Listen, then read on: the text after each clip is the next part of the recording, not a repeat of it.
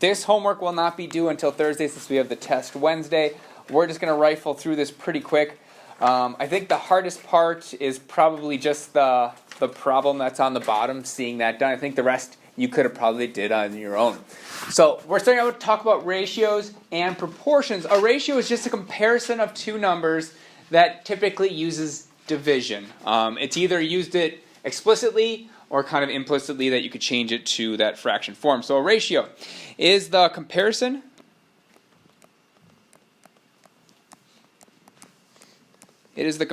of two numbers.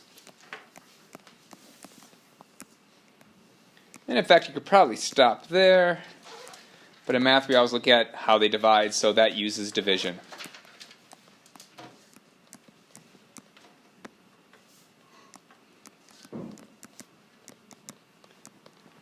So though each of these three ways aren't necessarily fractions, you can convert it back to a fraction and plug in your calculator. So ratios can be written in three ways. As a fraction. So it can be written as 2 over 3 is a ratio. You can use a colon, just like 2 to 3, and then you can use the word 2, where it's 2 to 3. Yes? I have a question about like the ratios. I know like a lot of people pronounce it ratios, but then I had one time a teacher who said ratios. So which one would it be? They both sounded the same to me. Ratio? Oh, like a ratio or ratios? Ratios? I guess I say ratio. Oh. I don't think there's 100% correct. You'd have to go to like the firm of it, but yeah, I just say ratio. The other way seems a little rushed. Ratio. I don't know. I call it ratio. Comparison of two numbers that uses division. 3 ways to do it. All right, moving on. When writing ratios, the order of how you write it matters. So we're going to do the ratio of male students to female students in this class. So that'd be, let's use fractions. So we're going to go male to female.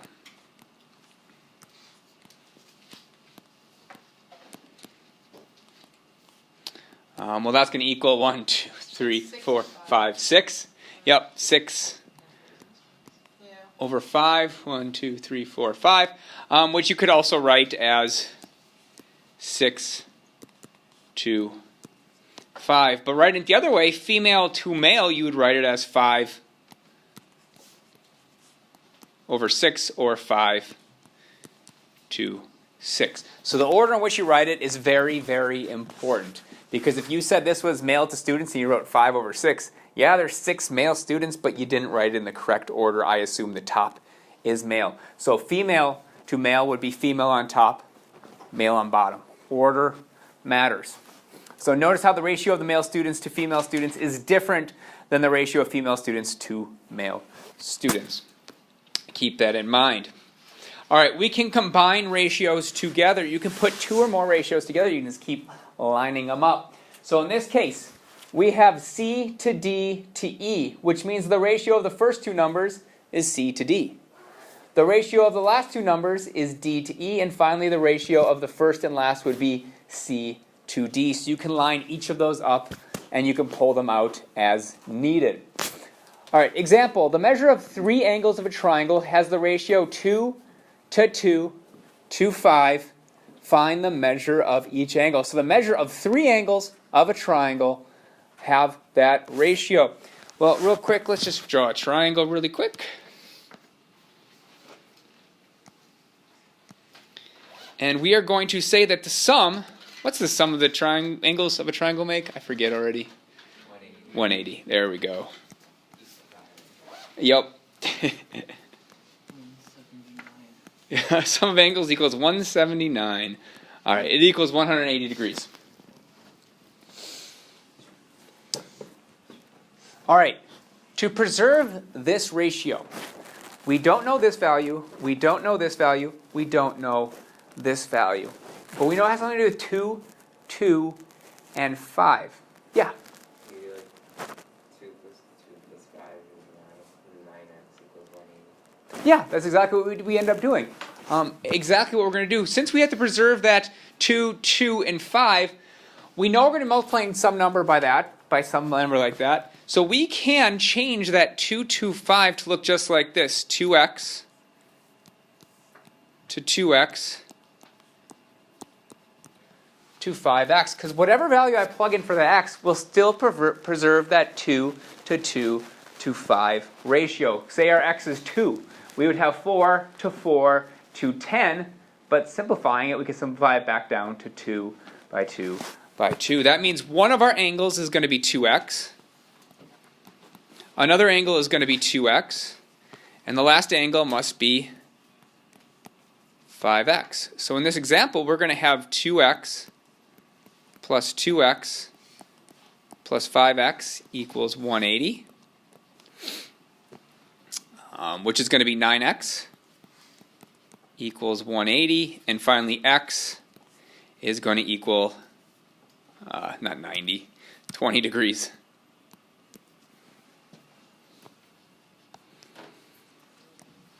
So let's find our angles. So we just found x, we need to find our actual angles. So our first angle was 2x, which is going to equal 2 times 20 degrees, which equals 40 degrees. In fact, both of our angles are 2x plus 2x, so we actually found two angles there, because it's 40 and 40. And our last angle is going to be 5x, which equals 5 times 20 degrees, equals 100 degrees. So our four angles are 40, 40, and 100. And if I divided all those numbers by 20, we'd end up with 2, 2, and 5. Holding on to that 2 to 5 ratio. Questions on that? That's probably as hard as the problems get. Okay. Then just quick, continuing on. You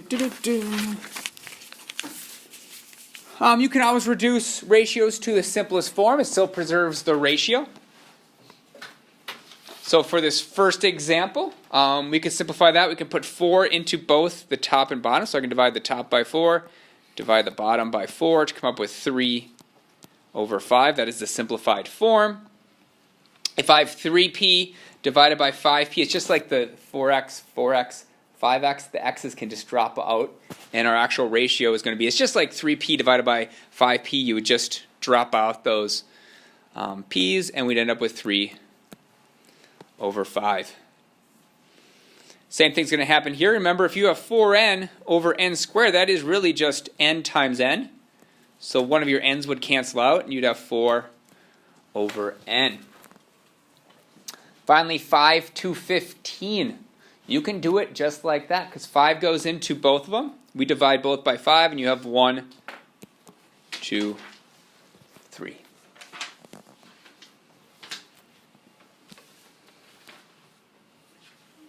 Questions on any of that? All right, then quickly continuing on, we have proportions. Proportions are basically ratios. A proportion is an equation that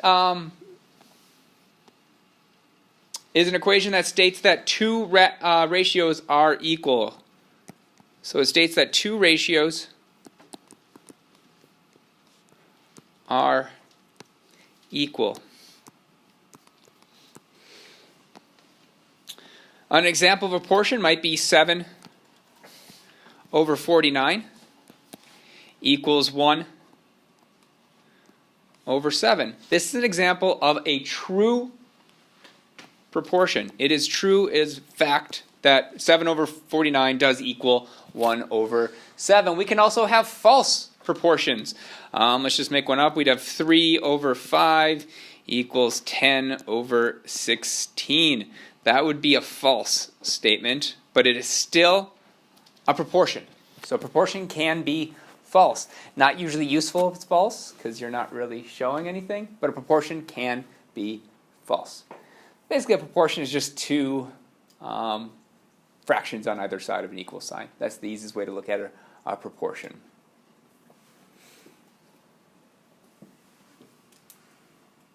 That is really it on new material.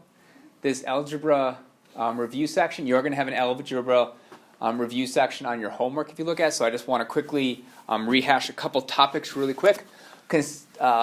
specifically difference of squares and factoring. We're going to factor once more, and we'll talk about difference of squares. Difference of squares is if you have two numbers that are squared and you have a subtraction sign between it, so you have a squared minus b squared, that is going to equal a minus b times a plus b, going both directions.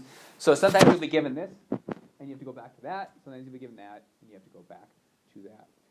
In the next case, we have x squared minus 4, which really is x squared minus 2 squared, which is a difference of squares. So that's just going to equal x minus 2, x plus 2. Our final one, well, you look at that 36, that really is 6 squared. So this is just going to equal x minus 6, x plus 6. That is our difference of squares. Factoring, I'm going to go through my factor by grouping once again. I don't care what method you use. I always teach factor by grouping. It is what you're going to use forever. You probably shouldn't just use the snowflake method, especially if you don't remember how to do it. So factor by grouping. Factor by grouping, you have two columns. You have an air conditioning column, and you have a Beyonce column. So you have A times C and a B column. Well, A times C in this example is going to be 3 times a negative 24. So we have 3 times a negative 24, which is going to equal a negative 72. Our B is going to be negative 6. I'm looking for two numbers that multiply together to give you negative 72, and the difference between them is 6. So if you have a rather large number and you have your calculator in front of you, a good thing to do something is just do 72 divided by 2, 72 divided by 4, and kind of just come up. So here's kind of a list of things you might check. You might say 2 times 36. Well, the difference between 2 and 36 is not 6, so that's not going to work. You might have found 3 and 24. Difference between those is not 6. 4 and 18, the difference between those is not 6.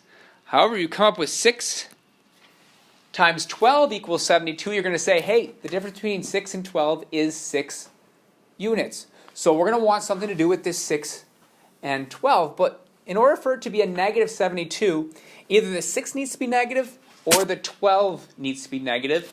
So you look at your answer needs to be negative at the end of the day. So we are going to make that 12 negative. So now we have 6 times negative 12 equals negative 72. And 6 plus a negative 12 does equal a negative 6. Now we're going to note that this is positive 6 and a negative 12. We are going to break apart this negative 6x with a positive 6x minus 12x. So that's the whole point of coming up with these two numbers, is to split that apart. Then we're going to drop everything else down. So I'll drop that negative 24 after it, and I'll drop that 3x squared in front of it. And it was a positive 6x, so don't drop that negative down. The positive comes from this fact that it's positive 6 that we started with. All right, factoring by grouping means we're going to come up with two different groups. We're going to come up with this group, this 3x squared plus 6x. And our other group is going to be the other two terms, which is that negative 12x, negative 24. All you're going to do is you're going to say, what is the biggest thing I can pull out of 3x squared that I can also pull out of 6x? And I look at my numbers first. I look at my 3 and 6. I can pull a 3 out of 3, and I can pull a 3 out of 6. So I'm going to pull out a 3. I'm going to factor out a 3. I can also factor out an x to the first, because there's an x to the first in x squared, and there's an x to the first in x. So now I'm just going to say, well, 3x squared divided by 3x, I'll be left with just x, plus 6x divided by 3x equals 2. I do the same thing for the next one. Well, the only thing I can pull out of a negative 12 and a negative 24 would be a negative 12. Negative 12 divided by negative 12 is a positive 1, so we have positive 1x. Negative 24 divided by negative 12 is a positive 2. I know for a fact I have it correct because these two parts are the exact same. So this method gives you a check to make sure you did everything correct. Now he's kind of smooshed together that 3x and that negative 12 to give me 3x minus 12 times x plus 2. That is fully factored. It will go a lot quicker when you're doing it on your own and not having to explain every single step along the way. Yes? Will you have to reduce 3x minus 12? No? When you have to like factor 3x minus 12? No? You could pull a 3 out front. Are you supposed to solve it? So we don't have to solve it, just factor it. So yes, so you could pull a 3 out front, which would give you 3 times x minus 4 times x plus 2. Works perfectly fine. It also works if you don't, because if I had to solve this, and I set this, say, equal to 4, I would just have 3x minus 12 equals 4, and I would have x plus 2 equals 4. So although some teachers might say you need to pull out the 3, I don't care if you pull out the 3. The biggest part is factoring this should be a binomial times a binomial. That's what I really care about because that's the most useful part. Most useful form of this is a binomial times binomial. If you pull out a 3, it really doesn't save you that much extra time later on. Does that answer your question? Okay. Other questions? So that in a nutshell is factoring. If you use a different method, I'm not going to take points off for it. But if you get it wrong, I'm going to go back to, because I taught this on several different occasions. So this is what I expect if you get it wrong to see something like this if you're not sure how to factor. All right, so that is Chapter 7 beginning out in a nutshell along with Algebra Review. The homework for this section is not due until next Tuesday. That's why I said focus on that review I handed out today. If you have extra time, then work on that Chapter 7. All right, so today, the rest of the day is on you. You can do whatever you, well, math related. You can either do Chapter 7 or you can work on the review. I suggest starting the review. And tomorrow is going to be another work day as well. Make sure you check your grades tonight. I put everything in that I have. If you think I missed something, like I gave you a 0 and you have it, then come show it to me and I'll give you the points for it. Yes? Can I go fetch my compass, please? Yes. Yeah. Could I work on construction?